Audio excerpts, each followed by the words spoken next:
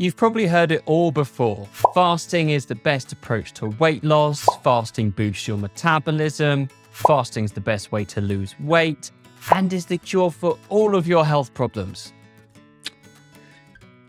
No, not quite. The problem is nothing is ever that simple, and it's always a little bit more complicated than some people might make out. Magazines and online influencers love to over-exaggerate the research on fasting and other fad diets because they think it will get your attention. But in this video, we're busting the myth that fasting is the best way to lose weight for everyone, and we'll look at some of the science behind fasting so you can make an informed decision about your eating habits in the long term. Hey everyone, it's Robbie, nutritionist here at Second Nature. And today we're talking all about fasting, what's with all the hype, and what the science actually says. So let's go.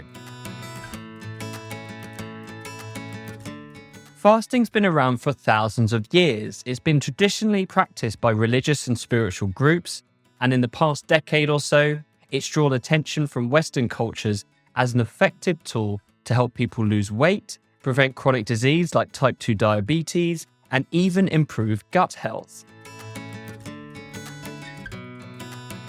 In simple terms, fasting is simply going for extended periods of time without eating any calories, i.e. energy from fat, carbohydrates or protein, and drinking only water.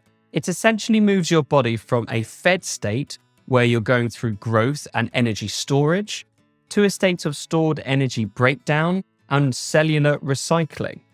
So there are a few different types of fasting. The first and probably most popular practice in Western cultures is time-restricted feeding or time-restricted eating, also known as TRF or TRE. And this is when you eat all of your calories within a set window, for example between 10 and 6 in the evening. The next type of fasting is known as alternate day fasting, or ADF.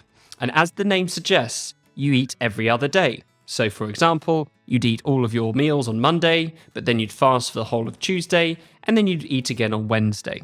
And the final type of fasting that we'll cover is extended fasting. And this is fasting between 1 to 7 days or longer. These are typically done on a rolling schedule, so 36 hours once a month or 5 days every 3 months. Now, this is where it gets a little bit complicated because whether fasting can be good for you depends on many different factors.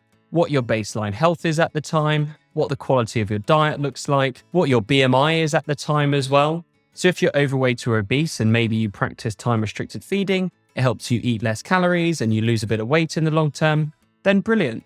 But maybe if you're over the age of 65 and actually maintaining weight is already a bit of a struggle, then fasting might not be the best idea as it might restrict your ability to eat enough to maintain your weight. It's also difficult to use just the term fasting as it encompasses so many different types of fasting. Are you talking about time-restricted feeding, alternate day fasting, extended periods of fasting? How long and how often are you doing those fasts? So it's really difficult to summarize the question, is fasting good for you, just with a black and white answer like yes or no. So now we're going to look at 3 lines of evidence that can help you make an informed decision about whether fasting is good or not for you in your situation.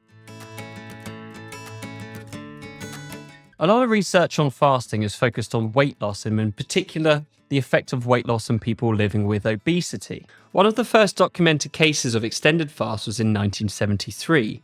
A man called Angus Barbieri was admitted into the University Department of Medicine in Dundee in Scotland.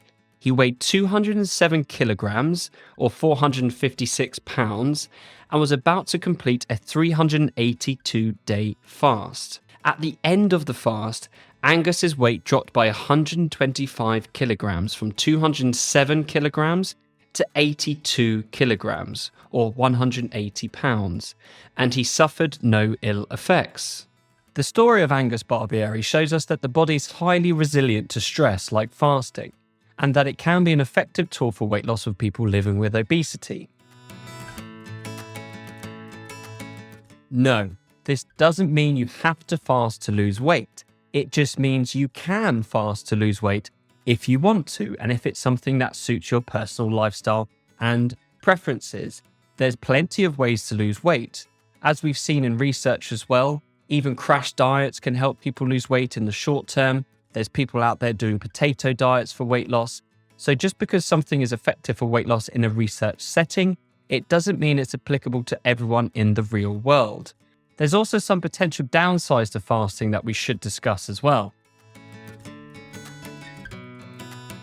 So your lean mass comprises of your bones, your muscles, your organs, and your skin.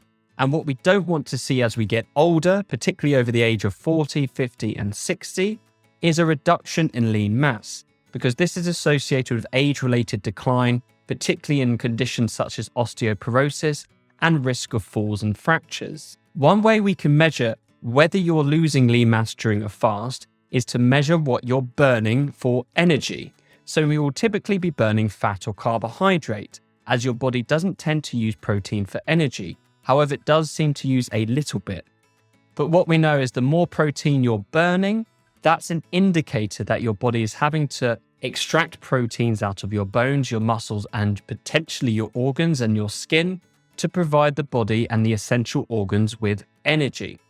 Older research showed that when they put people through 16 days of total starvation, how much protein they were burning depended on their BMI.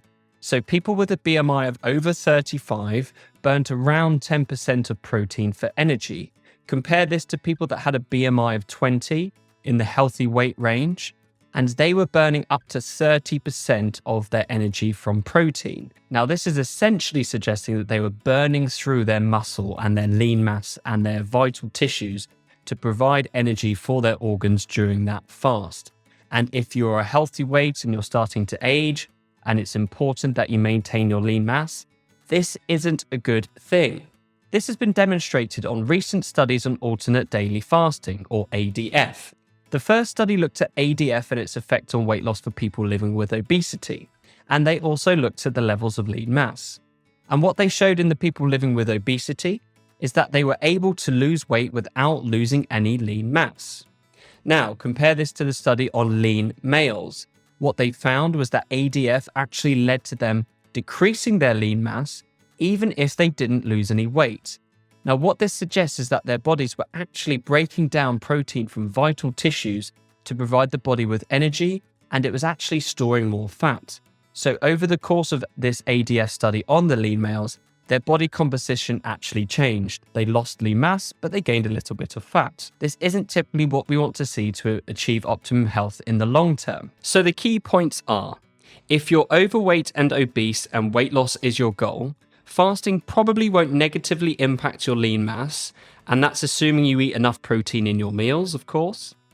But if you're lean and looking to improve your health, extended periods of fasting beyond 24 hours would likely lead to a decrease in lean mass, which isn't what we want to see for long-term health. So far, we've covered that for people living with obesity or overweight, fasting can be an effective tool to help people lose weight. But is it a sustainable option for everyone? Now, recent research suggests no, it's not. The study recruited over 250 overweight participants, and they were offered the choice of 3 diets to aid their weight loss. They offered intermittent fasting, Mediterranean, or the paleo diet. Then after 12 months, they looked at how many people were still on the chosen diets. What they found was 46% of the individuals reported to no longer be following their fasting regime, despite it being the most popular choice, with 57% of the 222 participants choosing fasting as their diet of choice. And you might be thinking, well, 54% of people were still following their fasting regime, which is true, but that also means almost half the participants couldn't sustain it. Well, firstly, you can't use fasting as an excuse for a poor diet. So many people might think that because they're fasting, they can eat whatever they want and they'll get away with it, so to speak. But we know that's simply not true. And secondly, from a psychological perspective, fasting might just not be a sustainable option for people. It might be just another strict rule on top of all the other rules of dieting that they feel like they have to follow. You're not allowed to eat butter. You're not allowed to eat bacon. You're not allowed to eat carbs. You're not allowed to eat sugar. You're not allowed to eat anything. And if you do eat, you're only allowed to eat between the hours of 10 and 2. Does that sound like fun? No, it doesn't. As I've already discussed many times, restrictive dieting practices tend to be associated with weight cycling and weight gain, not long-term weight loss maintenance. To quote from a recent paper that analysed data from people who either successfully maintained their weight loss or had regained the weight they'd lost after going through a diet. In contrast to the narrative of being trapped or helpless reported by some regainers, maintainers often talked about a growing sense of liberation and personal control, along with growing confidence and self-esteem and the emergence of a new me. Following weight loss maintenance, participants described a shift in identity from that of a previously restricted individual who was restrained across a number of different domains to one who was liberated. So while fasting can be an effective tool for weight loss for some people, it's likely to be unsustainable for many people in the long run, particularly if they've got a history of yo-yo dieting or calorie counting or other restrictive dieting practices. If that sounds like you, a more effective tool for weight loss in the long term would be to build a more positive relationship with food and move away from restrictive dieting practices. Okay, so I realize there's lots of topics around fasting that we haven't covered today, such as the impact of fasting on our gut health, which is an interesting topic and one I'd love to cover in the future. But for now, hopefully you enjoyed everything we've covered today. Please like, comment, share, and subscribe, and I'll see you next time. Bye-bye then. Bye-bye. See you soon. All right. Okay, bye-bye.